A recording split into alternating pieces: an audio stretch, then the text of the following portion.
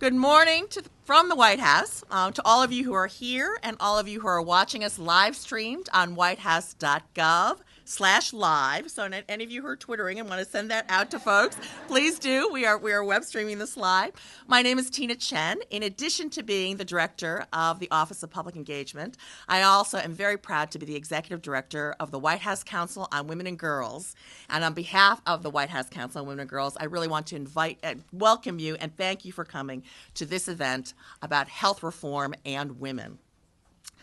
We're here today to talk about the importance of health reform to women and their families because, as the president indicated last week, after decades of talk about health care, now is the season for action. Absolutely.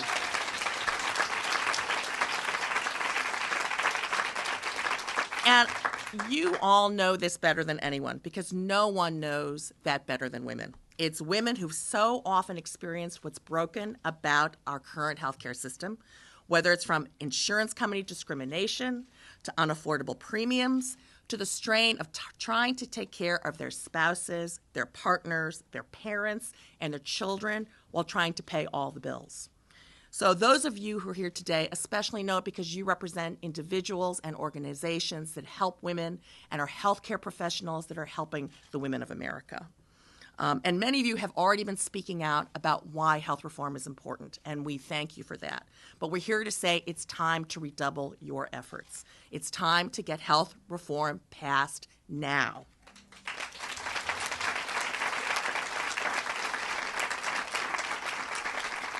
So to do that, we're really fortunate today to have three women who've come from across the country to share their individual stories, because it's these stories that can illustrate better than any speech why we need health reform.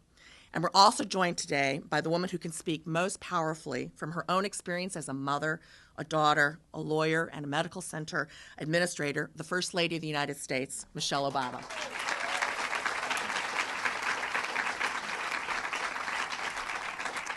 But to lead us off, it's really my great pleasure and honor to introduce the person who's been a true leader for women and for healthcare all her career. From the time of her election in 1995 as the Kansas Insurance Commissioner to her election in 2003 as the governor of Kansas to her leadership now as the Secretary of Health and Human Services. Please welcome Secretary Kathleen Sebelius.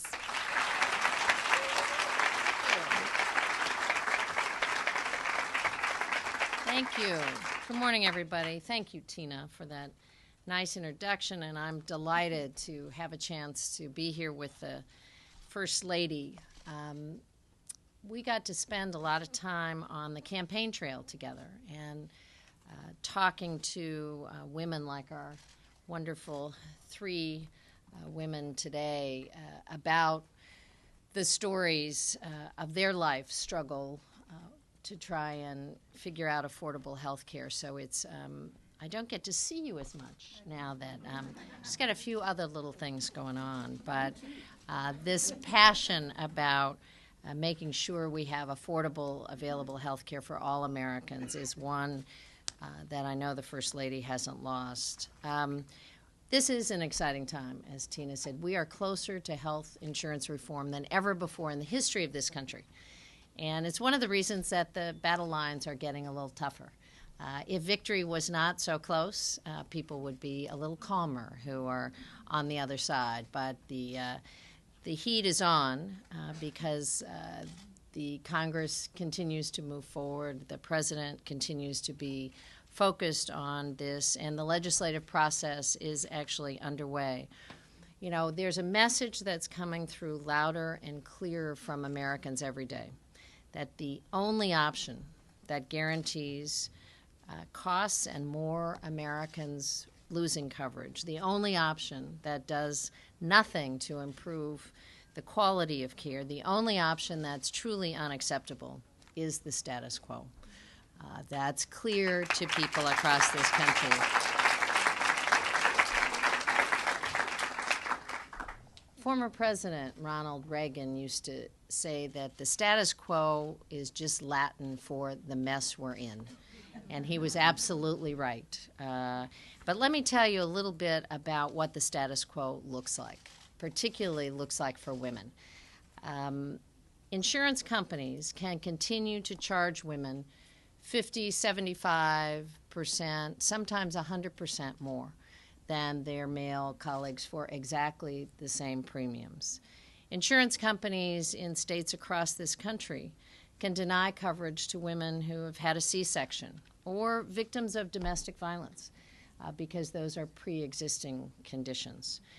If you develop breast cancer, insurance companies can take away your coverage just because you forgot to declare a case of acne.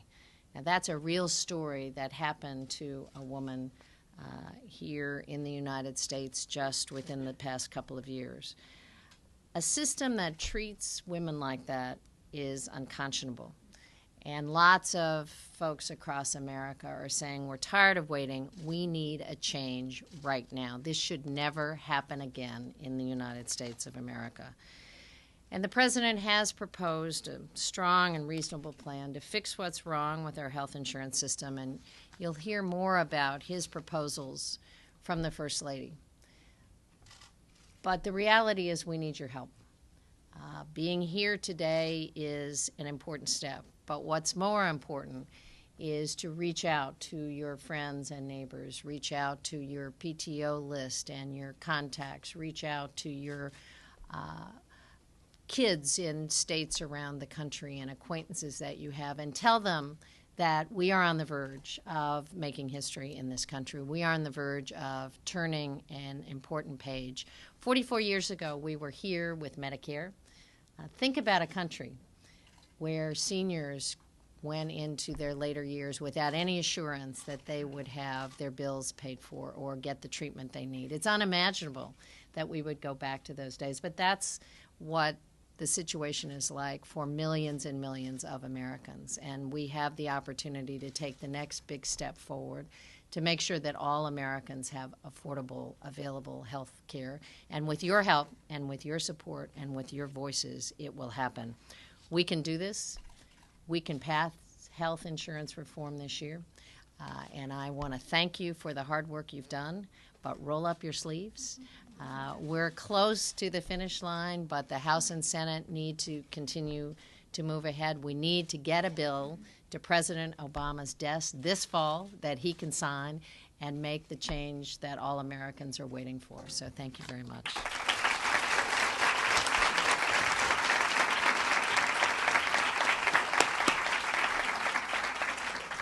Thank you, Secretary Sebelius. And now I'd like to bring up three really brave women who I want to personally thank for coming here today and really taking the step to come forward and share their stories with you. So they're going to each come up one at a time in turn.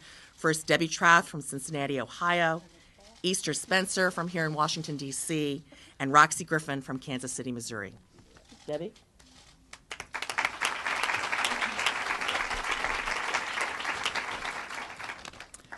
Good morning, and before I get started, this is going to be the only lighthearted part of my talk today that you will hear. As every mother that's here today and every grandmother knows, today it's Football Friday, and in a lot of parts of the United States it was Football Thursday because of the holiday.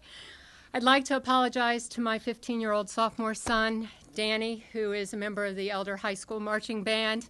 Low brass rules. To Coach Ramsey and the nationally ranked Elder High School football team. Sorry, guys. It's a rite of Friday passage.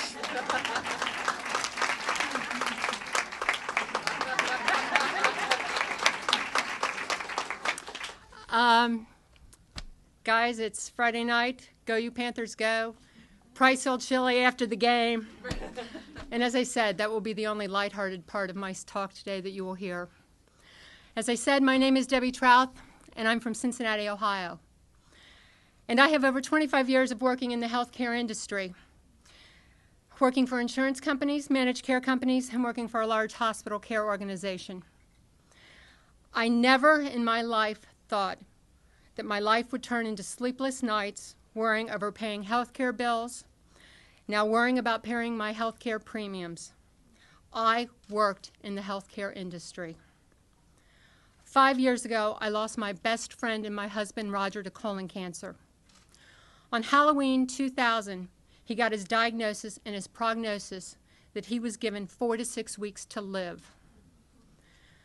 I was a working mother at the time with a first grader. I refused to give in and believe what I was told by a CAT scan and by an oncologist. With the love and hard work of a great oncologist that I managed to convince he was wrong, I was given 3.5 additional years with my husband. We thought we had good insurance. That is until every person in this room goes home and reads your benefit book and read how your catastrophic benefits read for chemotherapy. When my husband died, I was left with over $100,000 in co-insurance for those years of chemotherapy, procedures, and hospitalizations.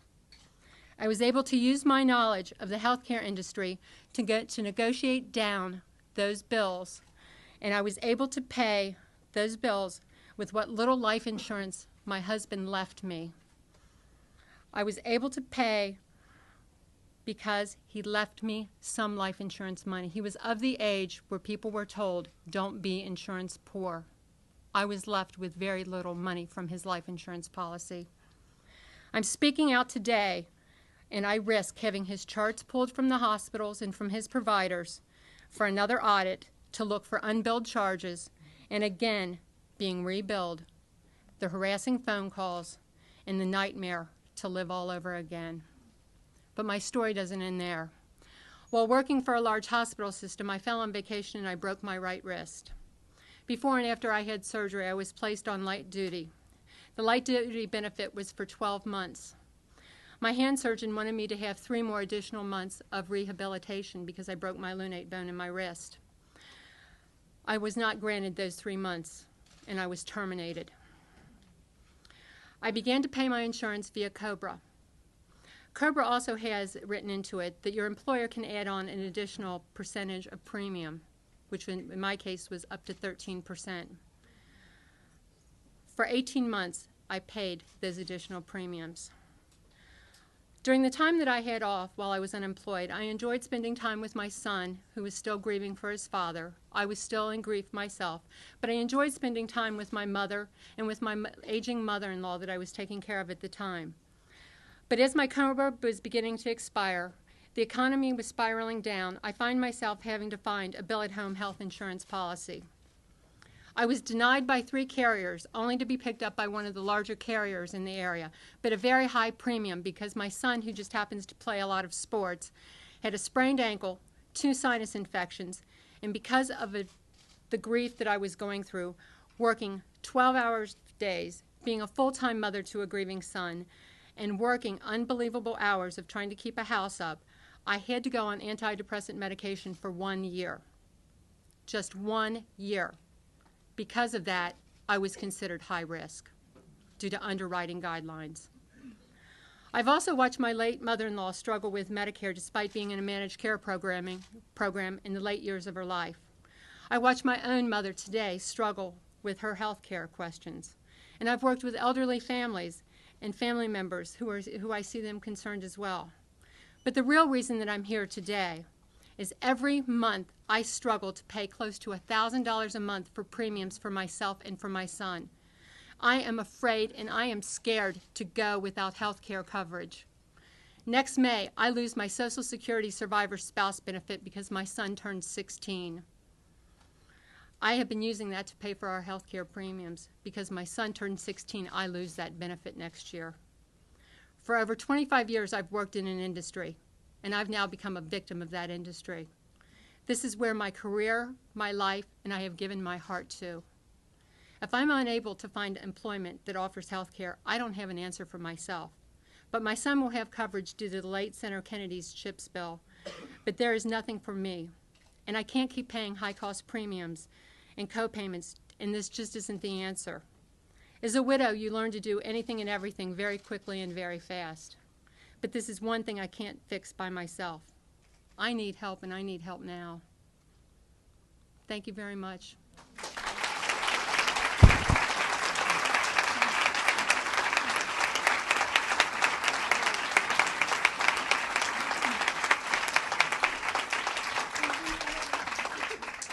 Good morning, everyone. My name is Easter Spencer, and I'm here to tell my story. back in July, my partner and I were getting ready to go to a concert, and I discovered a lump on my right nipple. I called my partner in, and she assured me that everything would be okay. She says, honey, I'm going to put a call into the Martner Project to see if you can get a referral to get a mammogram. I went to get the mammogram and a sonogram at the same time, and they told me it's a cyst that needed to be removed. Unfortunately, I don't have insurance at this time, so I have to wait to open enrollment season on my job to get the insurance. I'm really scared because I don't know if it'll grow bigger, and that means that more of my breasts will have to be removed. I need help, and I'm hoping that someone out there will help me. Thank you.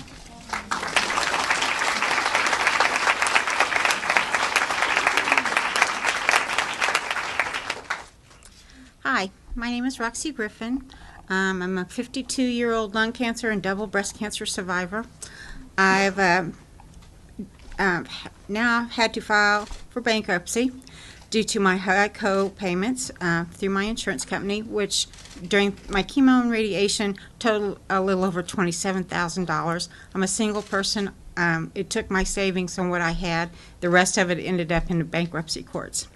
Now that the company that I work for has changed to a different insurance company due to the high cost of the premiums for them, and in doing that, of course, we got less coverage in our insurance now, and they've looked at me and told me that these insurance policies are comparable. Now with the new co-pays that I have to pay, and plus I also they're higher, and plus I have to pay 10% of all the cost of all my bills, my co-pays would have been $101,000 instead of the $27,000. And I have a hard time seeing $27,000 and $101,000 being comparable in anybody's imagination. Anyways, I believe I'm alive today because of early detection, and that is now a situation that I have to forego. I can't afford the routine screenings. They're too expensive. I can't afford to pay for them, so I either have to make a choice to keep a roof over my head or have routine screenings. At this point, I choose to keep a roof over my head. So I think there's a huge populace of people like myself that I've tried to get other insurance. I'm not able to get it. The lung cancer, that's it. The breast cancer, if I was 10 years out on that, they would cover me, but they will never cover me because of my lung cancer. And I'm unemployable to a lot of places because of my pre-existing conditions. So I'm in a quandary in the fact that the only way I can get insurance is through my employer, and I'm at their mercy at what kind of insurance coverage they want to carry. And so I just think I want people to realize there's a large population here in the United States, like myself, that are uninsurable, are unemployable to other people, and we have to accept whatever it is our companies offer us. Thank you. I appreciate your time.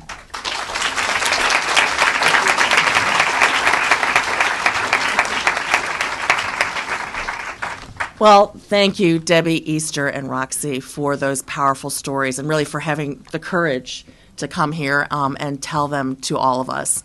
And I hope that this is the spark, the spur to move us all on to push this through to the end in these coming weeks, because these are the women, and there are thousands and thousands of women like Debbie, Roxy, and Easter across the country who need health reform and need health reform now.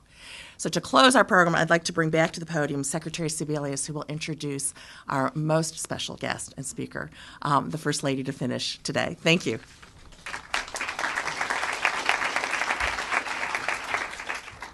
Well, I also want to thank our three contributors today, because their voices are the voices of women across this country. Different situation, different locations, but very similar stories. And they are stories that the First Lady listened to and talked about for 2 years on the campaign trail, reaching out to women from coast to coast. They're informed her passion about this issue, and I watched her in cities across this country be able to draw upon not only the life history of a lot of individuals, but their plight, and that is part of the passion that propels this initiative forward for both the First Lady and the President.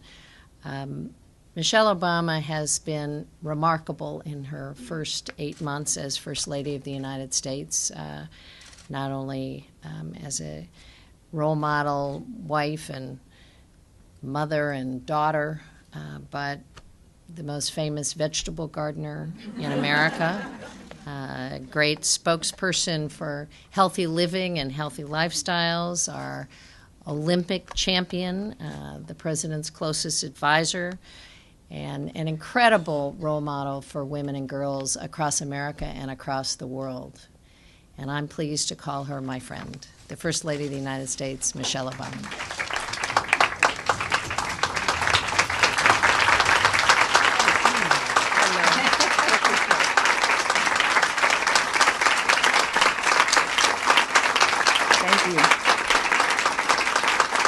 Thank you all. Please sit, rest. First of all, good morning. I am so thrilled to see so many of you here this morning at the White House. Welcome. And that's including my good friend, Dr. Dorothy Height. You know,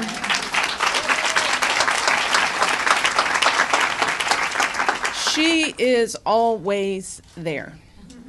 For the past 8 months and before, if there was a big event, an important event, she finds a way to be here. She is my inspiration, and it is wonderful to see you again today. Thank you so much. Thank you all for joining us today for the outstanding work you're doing every day on behalf of women and families all across this country. I have to thank our extraordinary Secretary of Health and Human Services, Kathleen Sebelius, for taking the time to be here, and for her tireless efforts to keep our nation healthy. And that includes not just pushing for health insurance reform, but preparing us for H1N1, pursuing cutting-edge research to find treatments and cures for tomorrow.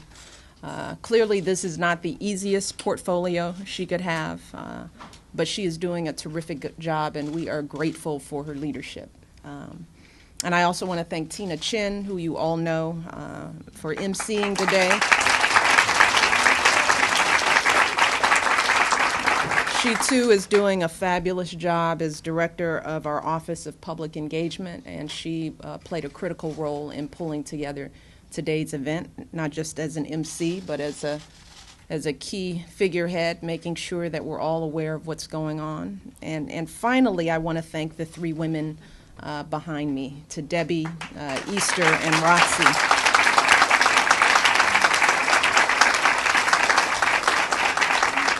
It is not easy to come here and tell your stories. And these stories aren't new. You know, these stories are happening all over this country, not just for thousands of women, for millions of them. For 2 years on the campaign trail, this was what I heard from women, that they were being crushed by the current structure of our health care, crushed. But these stories that we've heard today, and all of us, if we're not experiencing it, we know someone who is. These are the stories that remind us about what's at stake in this debate. This is really all that matters. This is why we are fighting so hard for health insurance reform. This is it. This is the face of the fight. And that's why I'd like to talk to you today. That's why I'm here. That's why reform is so critical in this country, not tomorrow, not in a few years, but right now. People are hurting in this country right now. But there is also a reason why I invited this particular group to talk today. There's a reason why we've invited the leaders, not only from family advocacy groups and healthcare advocacy groups, but for so many organizations that have been fighting for decades for empowerment for women. And that's because when it comes to healthcare, as the Secretary said, as we all know, women play a unique and increasingly significant role in our families. We know the pain because we are usually the ones dealing with it. 8 in 10 women, mothers, report that they're the ones responsible for choosing their children's doctor, for getting them to their checkups, for managing that follow-up care. Women are the ones to do it, mothers are the ones that do it, and many women find themselves doing the same thing for their spouses.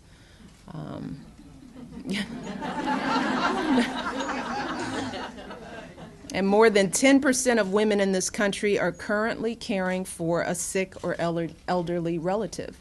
It's often a parent, but it could be a grandparent or a mother or a relative of some sort, but it's often a parent. So they're making critical health care decisions for those family members as well. In other words, being part of the sandwich generation is what we are now finding, raising kids while caring for sick or elderly parents. That's not just a work-family balance issue anymore. It's not just an economic issue anymore. More and more, it is a healthcare issue. It's something that I have thought a great deal about as a mother.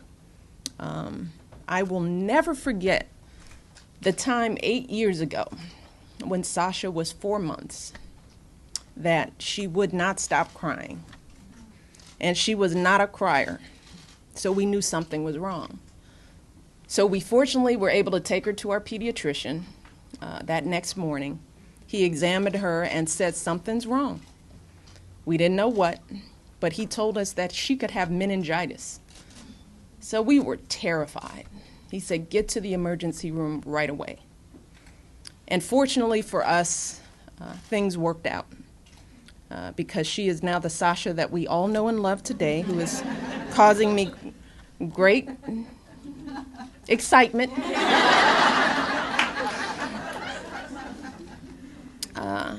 But it is that moment in our lives that flashes through my head every time we engage in this health insurance conversation. It's that moment in my life because I think about what on earth would we have done if we had not had insurance? What would have happened to that beautiful little girl if we hadn't been able to get to a pediatrician who was able to get us to an emergency room? The consequences I can't even imagine. She could have lost her hearing. She could have lost her life if we had had to wait because of insurance. And it was also fortunate that we happened to have good insurance, right? Because if we hadn't had good insurance, like many of the panelists up here, we would have been saddled with costs for covering that emergency room visit for her 2 days in the hospital. We would have still been paying off those bills. And this issue isn't something that I've thought about as a mother. I think about it as a daughter. As many of you know, my father had multiple sclerosis. He contracted it in his 20s. And as you all know, my father was our rock. He was able to get up and go to work every day, even though it got harder for him as he got sicker, more debilitated. And I find myself thinking, what would we have done as a family on the south side of Chicago if my father hadn't had insurance, if he hadn't been able to cover his treatments? What would it have done to him to think that his illness could have put his entire family into bankruptcy? And what if he has lost his job, which fortunately he never did? What if his company had changed insurance, which fortunately never happened? And we became one of the millions of Americans, families, who can't get insurance because of a pre-existing condition. So these are the thoughts that run through my mind as I watch this debate and hope that we get it right. But let's be clear, women aren't just disproportionately affected by this issue because of the roles that we play in families. As Tina and Kathleen mentioned, Women are affected because of the jobs that we do in this economy. We all know that women are more likely to work part-time or to work in small companies or businesses that don't provide any insurance at all. Women are affected because, as we heard, in many states, insurance companies can still discriminate because of gender. And this is still shocking to me. These are the kind of facts that still wake me up at night, that women in this country have been denied coverage because of pre-existing conditions like having a C-section or having had a baby. In some states, it is still legal to deny a woman coverage because she's been the victim of domestic violence. And a recent study showed that 25-year-old women are charged up to 45% more for insurance than 25-year-old men for the exact same coverage. And as the age goes up, you get to 40, that disparity increases to 48%. 48% difference for women for the exact same coverage in this country. But it's not just women without insurance, as we've heard, as we know, who are affected. Plenty of women have insurance, but it doesn't cover basic women's health services like maternity care or preventative care like mammograms or pap smears, which we all know we have to have. We can't go without these basic services, but many insurance policies don't even cover it. Or policies cap the amount of coverage that you can receive, as you've heard, or it drops coverage when people get sick and they really need the care. Or maybe people have coverage, but they're worried about losing it if they lose their jobs, or if they change jobs, or if the company changes insurance carriers. Out-of-pocket costs get higher and higher. It's hard to be able to plan your monthly bills when you don't know what your premiums are going to be. So a lot of people find they have to drop their insurance because they can no longer afford it. Just think about it. Many women are being charged more in health care coverage, but as we all know, women are earning less. We all know that women earn 78 cents on the dollar to every to a man.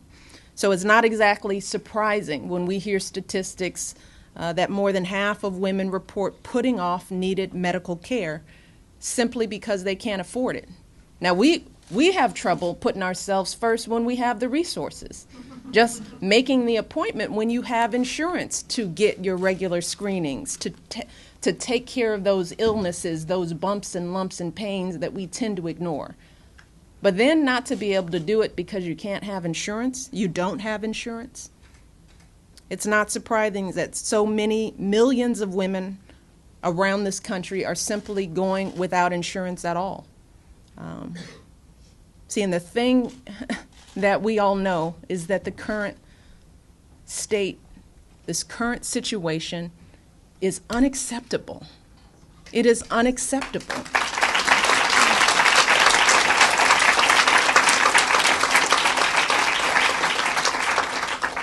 No one in this country should be treated that way. It's not fair. It's not right. And these are hard-working people we're talking about, right? People who care about their kids, care about their lives. And these circumstances could happen to any of us. This is one of those there but for the grace of God go I kind of situations. None of us are exempt, ever. So I think it's clear that health insurance reform and what it means for our families is very much a women's issue. It is very much a women's issue. And if we want to achieve true equality for women, if that is our goal, if we want to ensure that women have opportunities that they deserve, if that is our goal, if we want women to be able to care for their families and pursue things that they could never imagine, then we have to reform the system. We have to reform the system. The status quo is unacceptable. It is holding women and families back, and we know it. Fortunately, that is exactly what my husband's plan proposes to do. And it's important for us to understand some of the basic principles of that plan.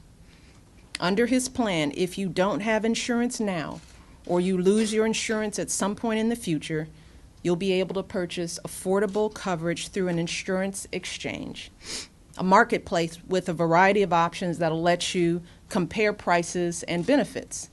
This is exactly the approach that is used to provide members of Congress with insurance. So the thought is that if it's good enough for members of Congress, it should be good enough for the people who vote them in.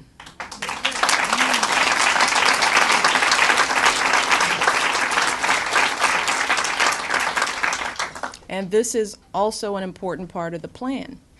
If you already have insurance, and it seems that there are a lot of people who are worried that they'll lose what they have under this plan, but under this plan, if you already have insurance, you're set. Nothing changes. You keep your insurance, you keep your doctors, and you're blessed. This plan just puts in place some basic rules of the road to protect you from the kinds of abuses and unfair practices that we've heard. Under this plan, insurance companies will never again be allowed to deny people like Debbie and her son coverage for pre-existing conditions. Sounds like a good thing. So whether you have breast cancer, diabetes, asthma, or hypertension, or even just had a C-section, or some mental health treatment that you had in your past, none of that will be a reason to refuse you coverage under the plan that my husband is proposing.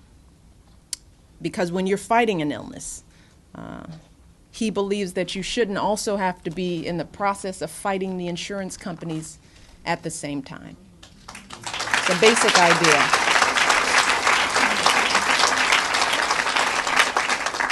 Under this plan, insurance companies will no longer be able to drop your coverage when you get too sick, or refuse to pay for the care that you need, or to set a cap on the amount of coverage that you can get.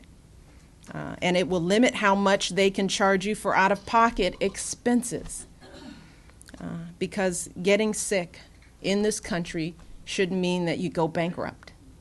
That's a basic principle of this plan.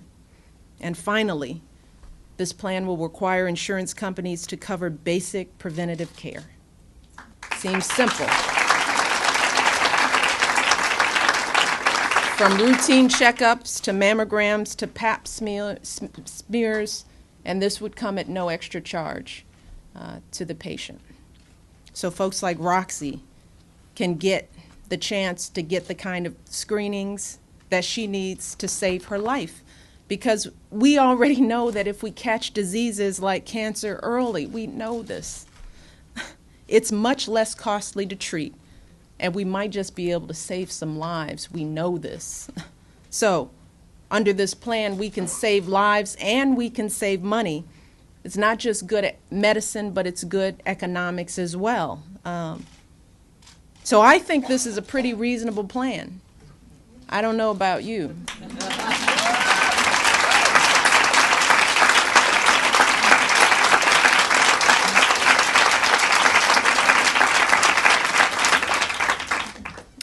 But I know many of you believe it's a good plan as well. And I know that many of the groups that you represent believe that what we're doing here, this fight, is important.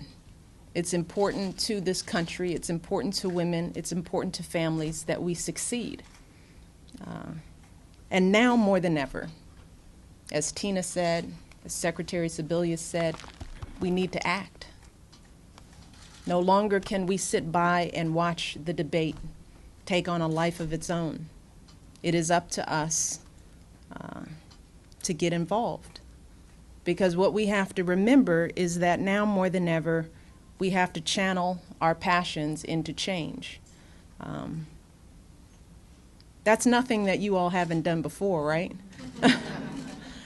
You all have been the driving force behind so many of our greatest healthcare achievements, whether it's been children's health insurance to funding breast cancer research, stem cell research, to passing the Family Medical Leave Act, the folks in this room, you're the ones that made those phone calls, right? That you wrote those letters, you knocked on those doors. You're the ones that helped make that happen. And that's exactly what we need you to do today for health insurance reform. We are going to need you over the next few weeks to mobilize like you've never mobilized before. We need you to educate your members about what the plan really is and what it isn't. Because education is the key to understanding, and it's going to take phone calls to explain, to talk things through, to make sure that people understand not just what's at stake, but what this all means. And we know there'll be all sorts of myths and misconceptions about what the plan is and isn't. So it's so important that you make sure that people know the facts and at least they make their decisions based on the truth of what this plan is and isn't. We need you to make your voices heard right here in Washington, and you all know how to do that. And no, it won't be easy, because there are always folks who are a little afraid of change. You know, and we all understand that. We talked about this all during the campaign. Change is hard. Sometimes the status quo, even if it isn't right, feels comfortable because it's what we know. So it is understandable that people are cautious about moving into a new place in this society.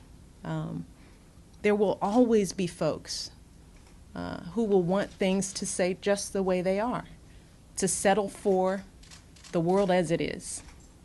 We talked about that so much. This is one of those times. But look, I am here today, standing before you as the First Lady of the United States of America because you all didn't settle for the world as it is, right?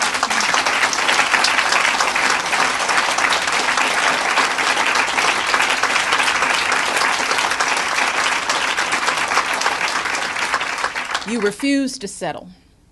And as a result of many of your efforts, as a young girl, I was able to dream in ways that I could have never imagined, that my mother could never have imagined, that my grandmother could never have imagined. And thanks to so many of you, I am raising these beautiful young women, you know, who are going to be able to think so differently about their place in the world because of the work that you've done. Healthcare reform is part of that movement. Health insurance reform is the next step.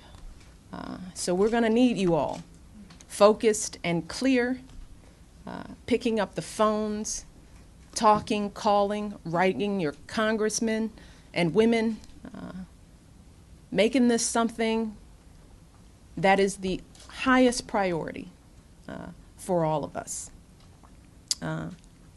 So that we can make sure that every single family in this country can move forward as we hope that they can.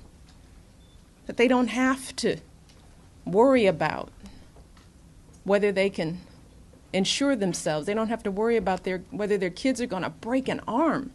That's what kids do, they break stuff. So I am grateful for all of you, for the work that you've done, and for what I know that we can do together over the next several weeks. But we have to be what? Fired up and what? And ready to go. A little fired up and ready to go. So thank you so much. God bless you all, and God bless America.